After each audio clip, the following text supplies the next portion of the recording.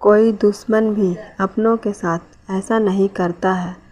सानिया ने जब से सुना है कि उसकी बचपन की सहेली सुमन उसके ही शहर में शिफ्ट हो गई, तब से सानिया बहुत बेचैन थी सहेली को मिलने से, लेकिन समय नहीं मिलता था। सास बिस्तर पर थी, घर को कोई देखने वाला नहीं था, लेकिन आज सानिया ने समय निकाला, अपनी दोस्त से मिलने के लिए गई और उसके घर आ गई। सुमन, आज बड़े दिनों बाद मैंने चाव से खाना खाया और सच माँ की याद आ गई। वाह, तब तो तू हर रविवार मेरे घर आ जाया कर। मेरे पति 6 महीने के लिए कंपनी के काम से विदेश गए हैं, हम दोनों मिलकर गप्पे लड़ाएंगे।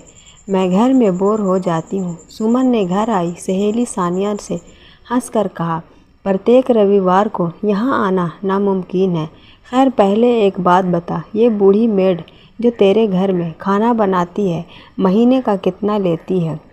बहुत टेस्टी खाना बनाती है, मैं हाथ चाटते रह गई। उसको मेरे घर भी भेज देना, जो पैसे मांगोगी मैं दूंगी। मेरी सास पैरालाइस्ड है, बेचारी बिछौने से उठ नहीं पाती है, हर वक्त एक आदमी उनके पास चाहिए। यदि खाना बनाने वाला कोई मिल जाती तो मुझे बहुत राहत होती। सानिया ने मन की बात सहेली को सुनाई। दोनों की बातें सुनकर बूढ़ी ने सबकाते हुए सानिया के समीप आकर कहा, बेटी, मुझसे अधिक काम नहीं होता, इतना कर लेती हूँ वही काफ़ी है। एक बूढ़ी विधवा को जीने के लिए पेट भरने से अधिक और क्या चाहिए?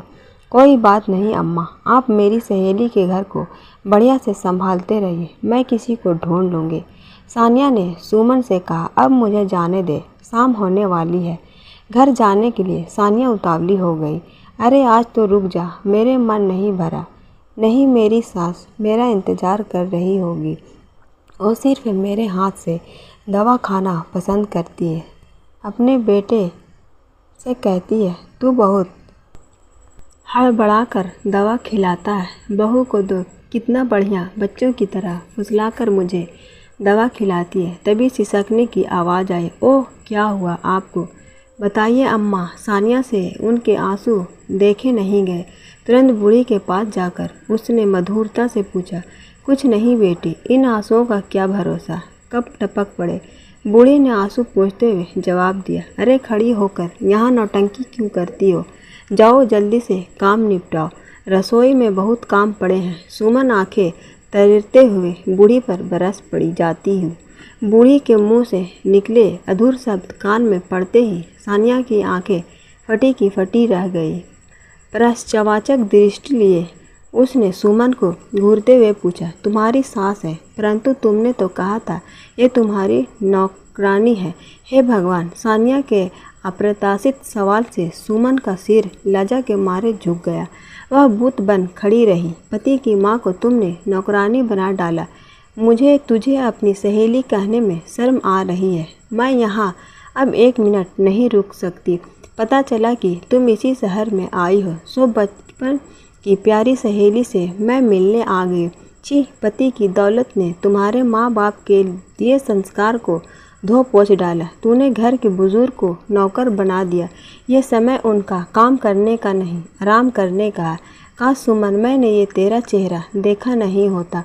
अम्मा, आप मेरे साथ चलिए, वहाँ बेटी के अलावे आपको एक बहन भी बात करने के लिए मिल जाएगी। कहते हुए सानिया ने बूढ़ी की कलाई पकड़ते हुए सीधे बाहर दरवाजे की तरफ चल पड़ी, परंतु वहीं सामने हॉल की दीवार पर टंकी दिवंगत पति की तस्वीर पर नज़र पड़ते ही बूढ़ी ठिठक गई। बाहर से आ रहे तेज हवा के झोंके के कारण फोटो धड़ाम से गिर गया। उसका शीशा चकनाचूर हो गया, लेकिन कागज़ की तस्वीर पर खरोंच तक नहीं लगी।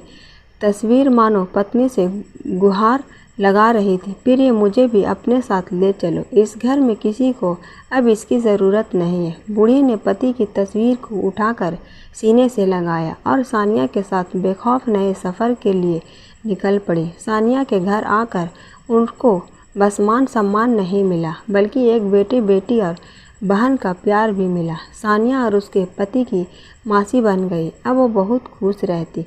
कभी कभी सानिया की रसोई में मदद भी कर देती, लेकिन सानिया ने उनको सख्ती से मना कर रखा है। कुछ भी करने से ऐसे रिश्ते पर तो अम्मा धन्य हो गई।